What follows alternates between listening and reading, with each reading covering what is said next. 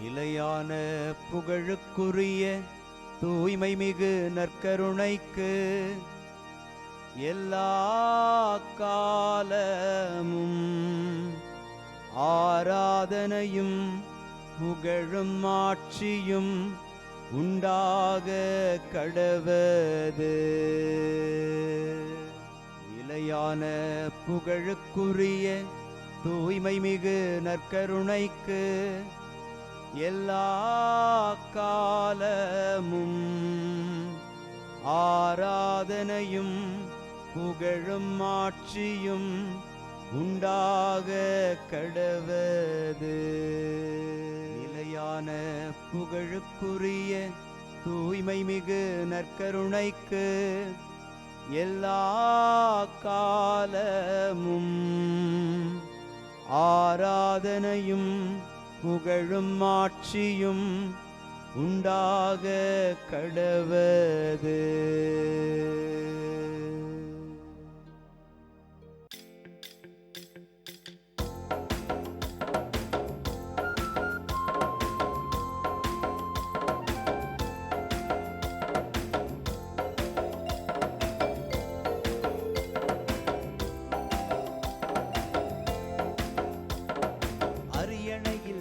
இருப்பவரே உமக்கே ஆராதனை. ஆட்டுக்குட்டியானவரே உமக்கே ஆராதனை. அரியணையில் வீற்றிருப்பவரே உமக்கே ஆராதனை. ஆட்டுக்குட்டியானவரே உமக்கே ஆராதனை. ஆண்டவருக்குள் பிரியமான சகோதர சகோதரிகளே, இன்று ஏப்ரல் மாதம் 24 வியாழக்கிழமை.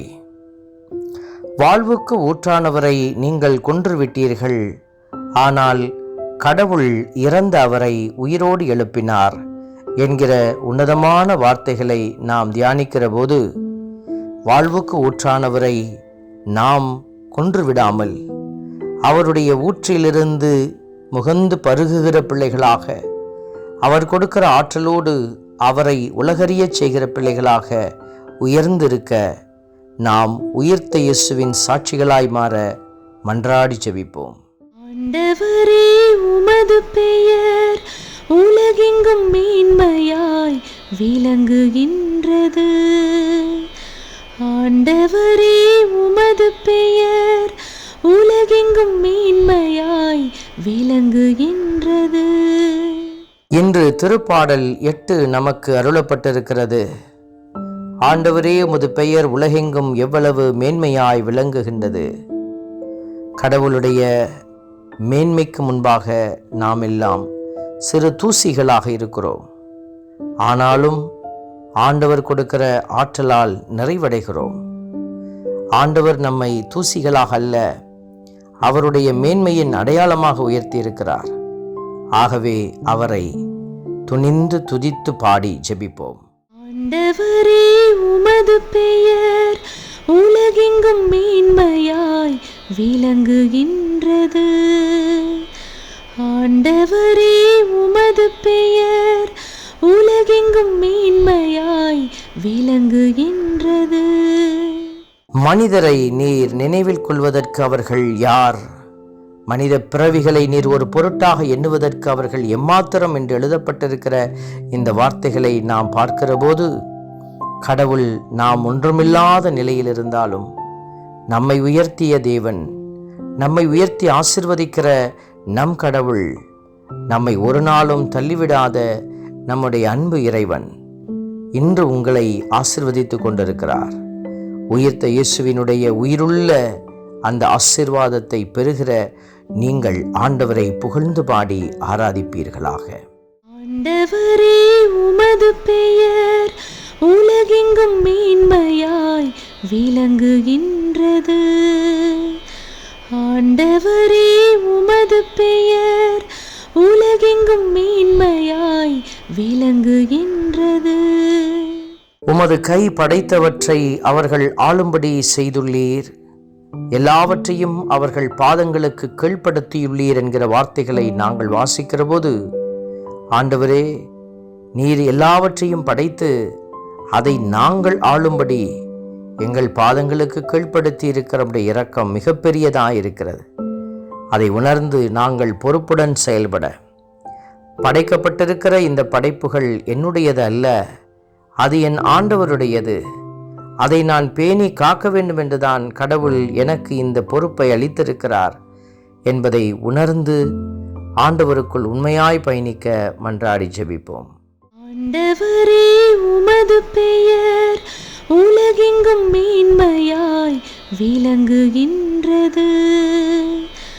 ஆண்டவரே, உமது பெயர் உலகெங்கும் மேன்மையாய் விளங்குகின்றது. அன்பின் பரமபிதாவே, நன்றியோடு உம்மை துதிக்கிறோம், உம்மை ஸ்தோத்தரிக்கிறோம், உம்மை ஆராதிக்கிறோம். எல்லாவற்றையும் எங்களுக்கு கீழ்ப்படுத்தி எங்களை உயர்த்தின உம்முடைய இரக்கம், படைப்பின் உயரத்தில் நீர் வைத்திருக்கிற மனித இனமாயிருக்கிற நாங்கள் எந்நாளும் உம்மையே போற்றி புகழ்ந்து, நீர் கொடுக்கிற ஆதரவிலும் அரவணைப்பிலும் நாங்கள் உயர்ந்து உம்மையே நேசித்து சேவித்து வாழ உதவியருளும். ஆமென். வல்ல இறைவன், தந்தை, மகன், தூய ஆவியார் உங்களையும் உங்கள் குடும்பத்தையும் நிறைவாய் ஆசீர்வதிப்பாராக. ஆமென்.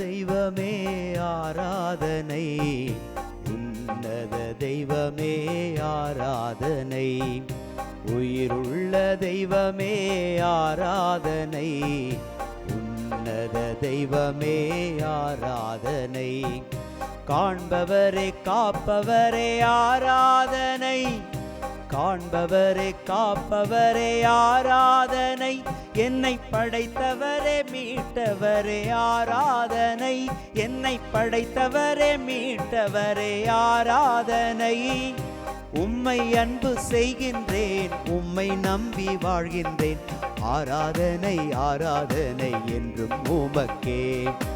உம்மை அன்பு செய்கின்றேன், உம்மை நம்பி வாழ்கின்றேன், ஆராதனை ஆராதனை என்றும் உமக்கே. உயிருள்ள தெய்வமே ஆராதனை, உன்னத தெய்வமே ஆராதனை.